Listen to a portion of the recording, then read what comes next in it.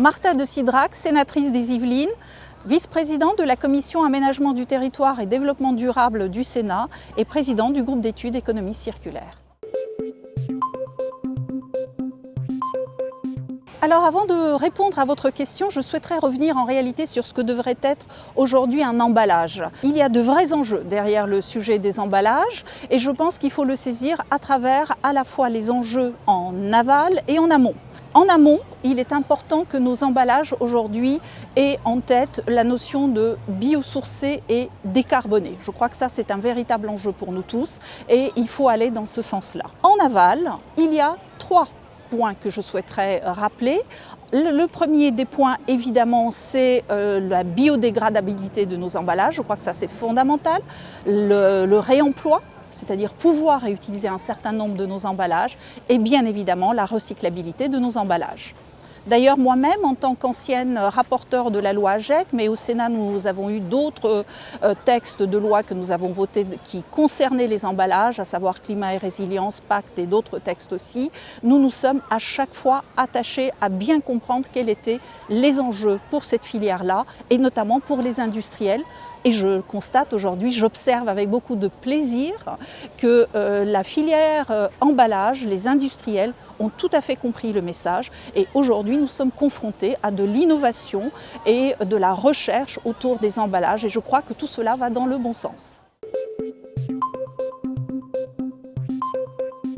C'est fondamental d'approcher cette notion d'échelle quand on parle d'emballage parce que si l'on prend les 3 échelles, je vais vous prendre 3 exemples d'ailleurs pour chacune des échelles. La première c'est celle de l'international, c'est-à-dire ce qui est le plus large en fait au niveau emballage. L'emballage va concerner la pollution. Je prends pour exemple la pollution plastique. Donc si nous n'avons pas des accords à l'échelle internationale pour que tous les États œuvrent dans le même sens, il sera évidemment difficile d'atteindre les objectifs. La deuxième échelle, l'échelle nationale, est aussi fondamentale à travers le volet de la prévention. Cette prévention vis-à-vis de nos concitoyens, de notre jeunesse est également fondamentale parce que ça va passer par des actions de sensibilisation à destination de l'ensemble de la population. Lorsqu'on achète un objet, cet objet est en général emballé. Donc vous voyez bien que l'emballage est impactant pour notre quotidien. Et puis il faut rappeler aussi à notre population que, en fait, l'emballage est un produit industriel qui a vocation, de par sa nature même, à devenir un déchet. Ce qui est beaucoup moins visible pour d'autres produits que nous consommons. Et pour la dernière échelle, c'est-à-dire l'échelle territoriale, vous vous doutez bien qu'en tant que sénatrice, c'est un sujet qui m'importe éminemment.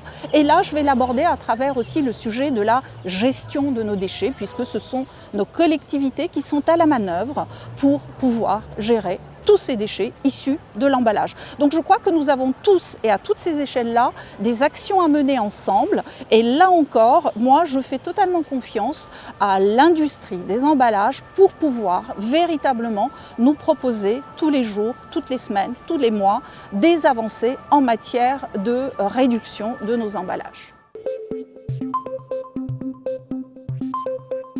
Quelle question difficile. Je vais vous dire quelque chose qui ne va peut-être pas vous plaire dans le cadre de ce salon, mais l'emballage de demain, il ne devrait même pas exister. Dans un monde idéal, voilà comment on devrait définir le non-emballage de nos produits. Évidemment, ce que je dis est tout à fait irréalisable et impossible de nos jours, donc je crois, là encore, qu'il est fondamental que nous raisonnions en termes d'emballage décarboné, biosourcé. Comme je l'ai pu l'évoquer déjà à l'occasion de la première prise de parole, c'est fondamental de manière à ce que nous puissions justement imaginer un monde qui demain produira moins de déchets issus de nos produits manufacturés qui tous aujourd'hui sont encore emballés. Là où je pense qu'il faut aussi que nous soyons très vigilants, c'est, même si cela peut paraître contraignant, même si cela peut présenter quelques difficultés pour nos industriels, c'est d'avancer main dans la main en s'écoutant entre les contraintes des uns, les obligations des autres et la volonté des troisièmes pour que tous les enjeux et les objectifs en matière d'environnement soient respectés et que nos populations puissent comprendre véritablement ce qu'il y a derrière tout objet acheté et emballage qui produit justement du déchet.